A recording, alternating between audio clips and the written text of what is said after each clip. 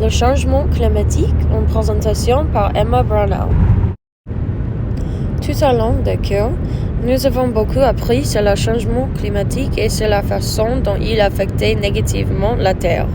C'est un problème qui a toujours été important pour moi et je pense que c'est le problème le plus important auquel nous sommes confrontés en tant que génération.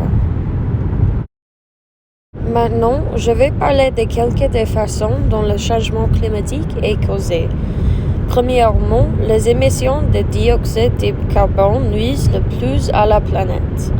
Cela est principalement dû aux combustibles fossiles. Des voitures aux avions, on passe par la création de nouveaux biens. La plupart de nos sources d'énergie en ce moment en Amérique proviennent de combustibles fossiles.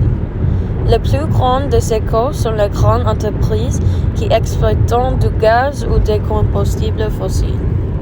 Ils créent le plus de dioxyde de carbone et sont le pire pour l'environnement. L'Université de Stanford affirme qu'en une seule année, 90 pays ont combiné 9000 champs pétrolifères ont produit 1,7 gigatonnes de dioxyde de carbone. Deuxièmement, l'abattage des forêts a un impact négatif sur l'environnement. Nous abattons les arbres plus vite qu'ils ne peuvent repousser. Les arbres sont des éponges de dioxyde de carbone et sans elles éteront dans l'atmosphère. Life Science affirme qu'un seul arbre amazonien peut consommer 2,2 milliards de tonnes de dioxyde de carbone par an, mais seulement 36% des forêts tropicales du monde restent intactes. Nous avons coupé des arbres pour un certain nombre de raisons, pour faire de la place pour les fermes, pour les papiers et pour les sources d'énergie. Ce faisant, nous nuirons à l'environnement. Une grande partie de cela semble très effrayant, mais ne craignez pas, parce qu'il y a des choses que nous, en tant qu'individuels, pouvons faire pour améliorer l'état du changement climatique. Même si les grandes entreprises sont les principaux contributeurs au changement climatique, il y a des choses que nous, en tant qu'individuels, pouvons faire pour annuler certains dommages. Tout d'abord, il est important de faire des achats locaux et d'essayer d'éviter les grandes chaînes de magasins comme Walmart ou Amazon si possible. Faire du shopping pour les petites entreprises aide à la fois l'environnement et votre communauté.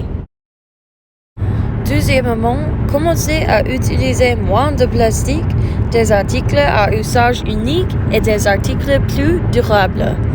Ces articles durables peuvent être n'importe quoi, comme des brosses à dents en bambou, couper des boîteaux d'eau en plastique ou utiliser des produits de nettoyage ménager sans produits chimiques nocifs pour les voies navigables.